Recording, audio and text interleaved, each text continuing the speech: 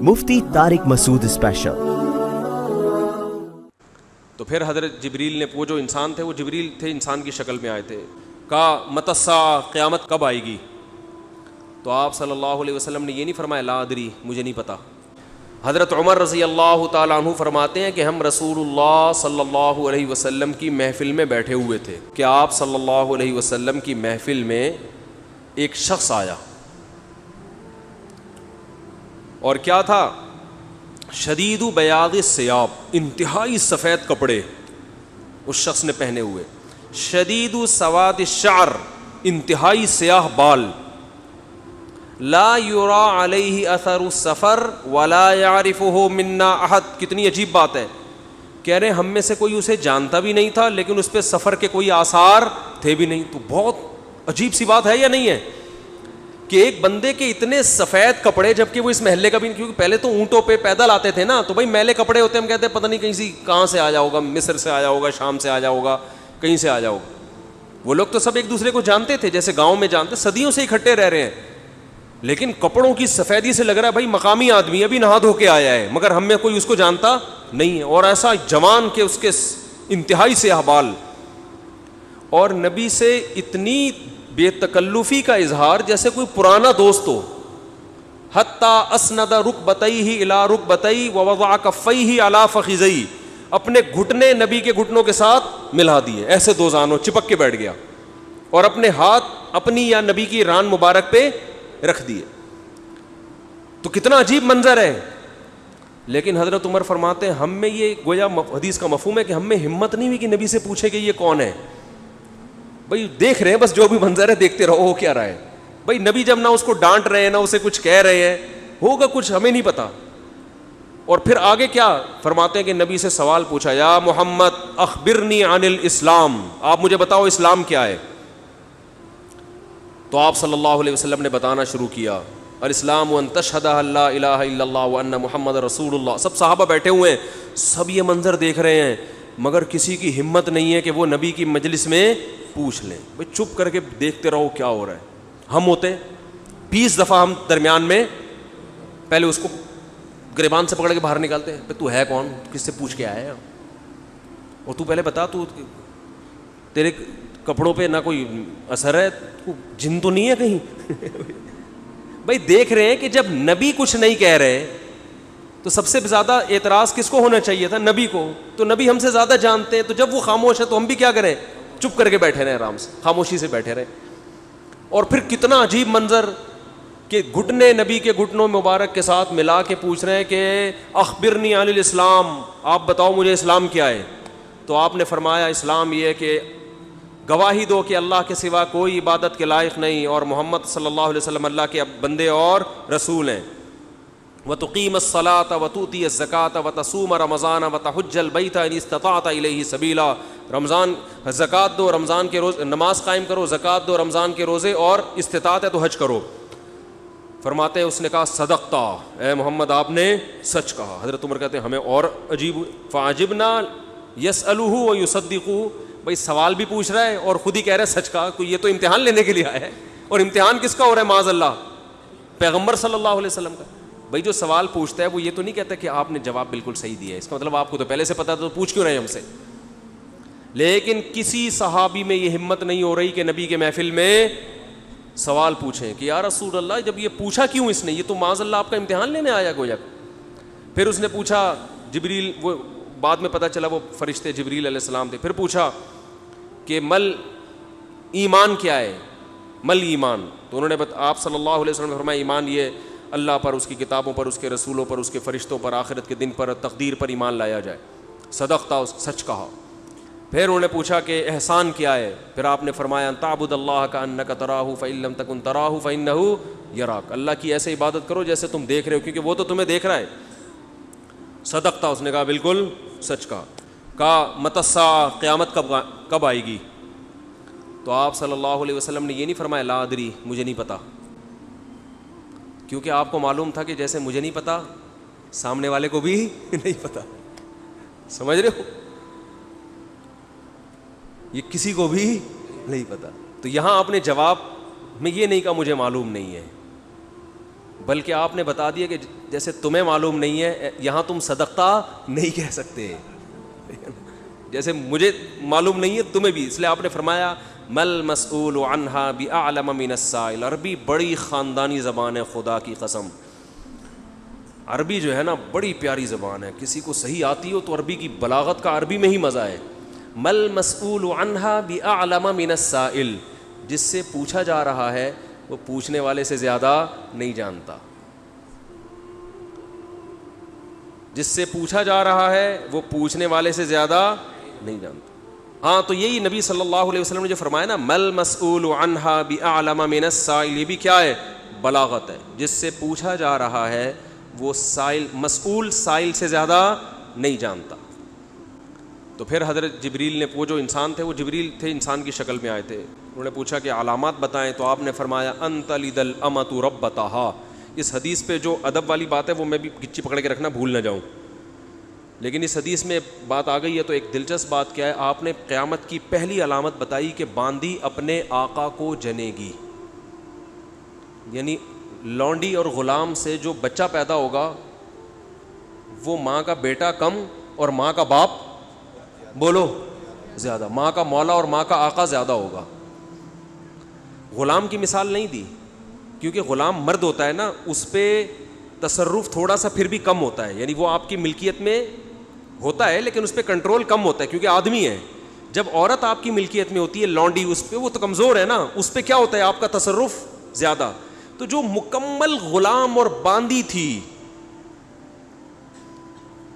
وہ جب جنے گی جس نسل کو، تو ہونا تو یہ چاہیے تھا کہ جس نے جنا ہے اس کا مقام اونچا، لیکن جس کو جنے گی نا وہی اس پہ کیا کرے گا، یعنی ماں کا تو ایسا حق ہے نا، ماں کو تو ساری دنیا جانتی ہے نا کہ ماں نے کیسے گود میں پالا، کیسے جنا، اور لوگ ماں کے تانے دیتے ہیں نا۔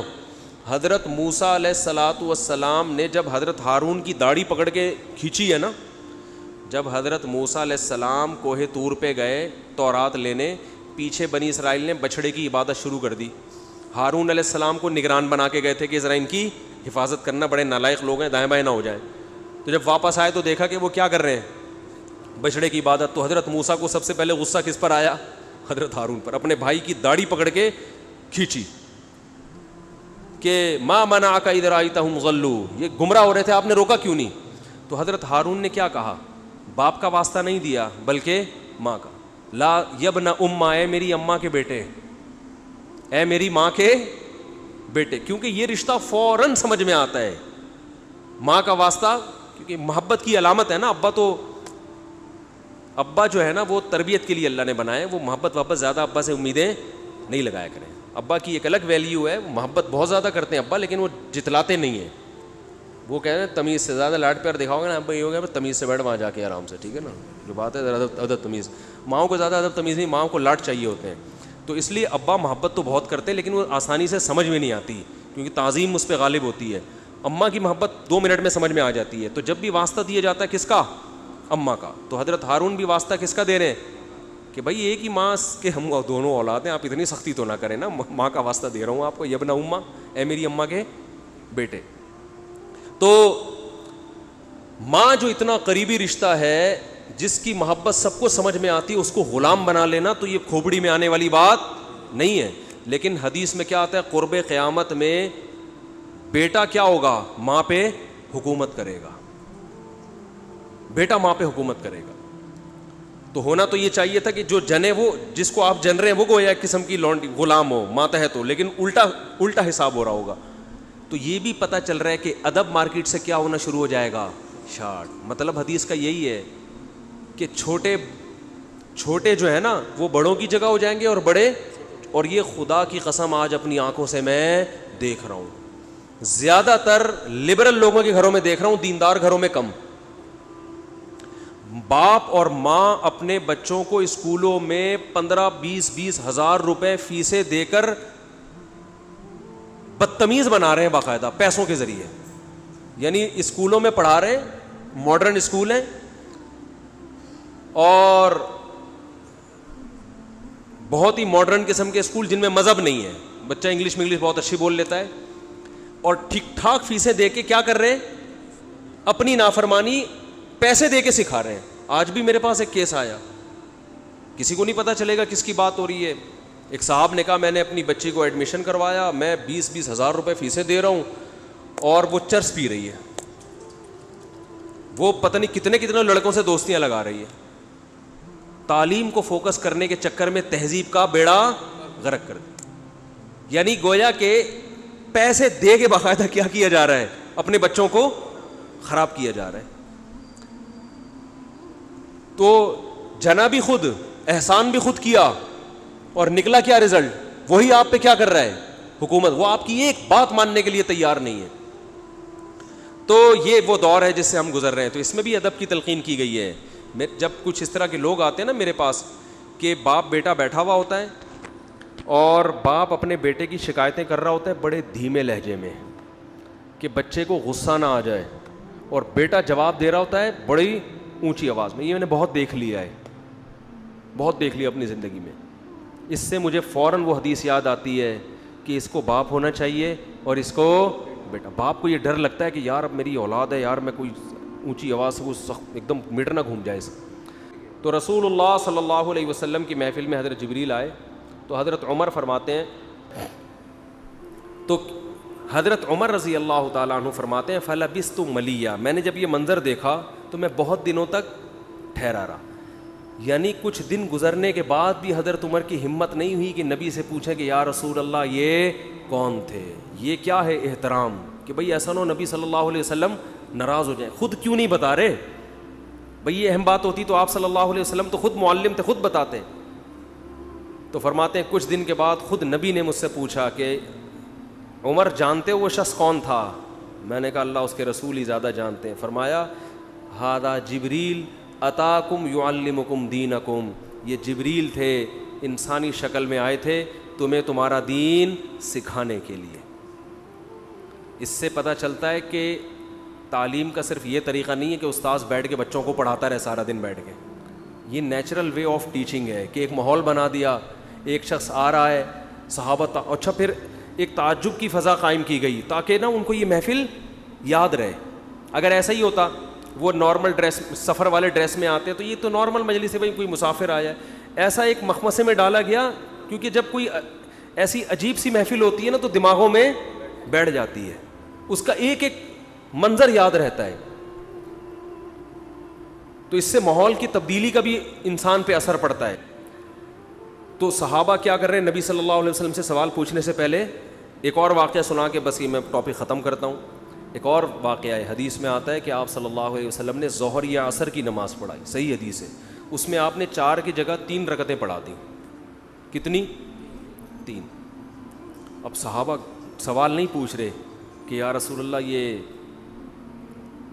آپ سے غلطی سے ایسا ہوا ہے, کیا ہوا ہے, خوف زدہ. حضرت ابو بکر اور عمر بالکل پیچھے بیٹھے ہوئے ہیں. حدیث میں آتا ہے فہابا ان یتکلماہ, آپ گھبرائے کہ آپ اس بارے میں نبی سے سوال پوچھیں. کیوں؟ ہو سکتا ہے نبی کو اس بات میں غضب آ جائے کہ بھائی جب میں نے 3 پڑھائی ہیں تو میرے 4 پڑھنے سے جب چاہ کہ ہاں تمہاری یہ نیکی لکھی جا رہی ہے تو حلال کی طرف آؤ اور کسی کی مت سنو. سمجھتے ہو, بائک پہ گاڑی پہ پہلے سے موسٹ وانٹیڈ لکھ کے لگا دو, کسی کی مت سنو, اس میں ٹینشنیں آئیں گی, برداشت کرو اللہ کے لیے. سمجھتے ہو, میں اپنی ٹینشنوں کے قصے سنانا شروع کر دوں آپ پاگل ہو جاؤ گے. آپ کہتے ہو مسا بڑے ہنسی خوشی, اللہ کا شکر ہے ہنسی خوشی زندگی گزری ہے, لیکن بہت ٹف لائف گزاری ہے میں نے, جو اگر میں آپ کو سناؤں تو آپ بولو یار یہ ہو کیا گیا.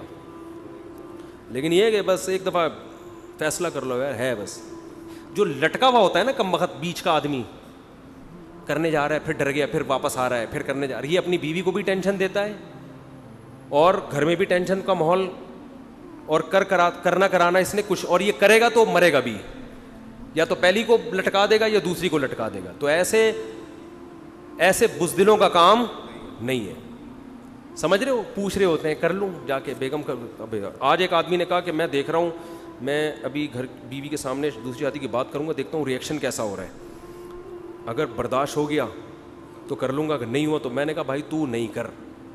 میں نے اس کو منع کیا, میں نے کہا تیرے اندر ہمت نہیں ہے, 2 بیویوں کو رکھنا بہت مشکل کام ہے, بہت ٹینشن کا کام ہے, بڑا حوصلہ چاہیے, ہمت چاہیے, ببر شیر جیسی آواز چاہیے اس کے لیے. ڈانٹو تو کانپنے لگے وہ, ورنہ وہ نہیں, وہ مار دے گی.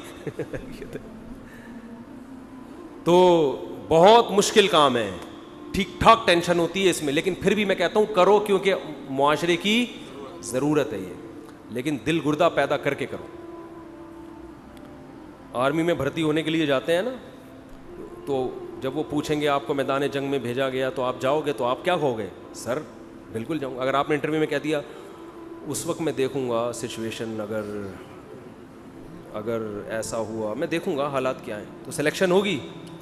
دفعہ ہو یہاں سے, بول نکل, مروائے گا.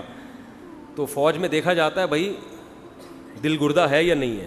ISSB کے امتحان میں بھی دیکھا جاتا ہے اس میں. اچھا اس میں یہ بھی دیکھا جاتا ہے کہ بحث کرنے کی طاقت کتنی ہے اس میں. بعض لوگ نا بحث ہی نہیں کر پا رہے ہوتے ہیں, ایسے منمنا رہے ہوتے ہیں, ہنا رہے ہوتے ہیں, تو ان میں بھی ڈیسیجن پاور نہیں ہوتی.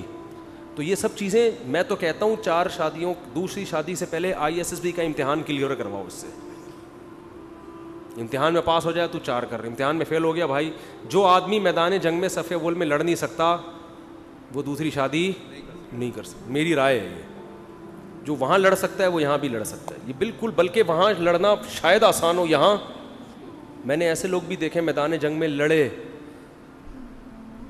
جنگ ہوئی, انڈیا پاکستان کی جنگیں تو ہوتی رہتی ہیں نا, میدان میں بہادری کے جوہر دکھائے, گھر میں آ کے کہا یار یہ کام ہم سے نہیں آتا. بہت زیادہ ہو گئی آج. بزرگوں سے سنا ہے کہ علم نافع کی دعا مانگنی چاہیے. بہت لمبا سوال ہے, پھر انشاءاللہ بتائیں گے بعد میں. بہت ٹائم ہو گیا بھائی. ٹھنڈا پانی پینا سنت ہے, مگر آج کل جو ٹھنڈا پانی فریج کا ٹھنڈا, یہ بالکل صحیح ہے, فریج کا ٹھنڈا سنت نہیں ہے. جو نیچرل ٹھنڈا ہو, کنویں کا جو ٹھنڈا, چشموں کا جو ٹھنڈا پانی ہوتا ہے وہ نہیں مل رہا تو فریج کا ٹھنڈا پی لو. چشمے کے لیے تھوڑی جائے گا وہاں پہ. میرا مطلب ہے کہ بالکل جو ابلے ہوئے گرم پانی چائنیز پی رہے وہ نہ پیو, کم از کم گرمی میں وہ نہ پیو. ہو سکتا ہے صحت کے فائدے ہوں, لیکن سب کچھ صحت نہیں ہوتا. تھوڑا سا اللہ نے لذتیں بھی رکھی ہیں. میں پراٹھے کھاتا ہوں لیکن میں کوشش کرتا ہوں اس کو پگھلا دوں میں ایکسرسائز کر کے, صحیح ہے نا. تو پراٹھے کا اپنا مزہ ہے یار, کیسے چھوڑ دے آدمی.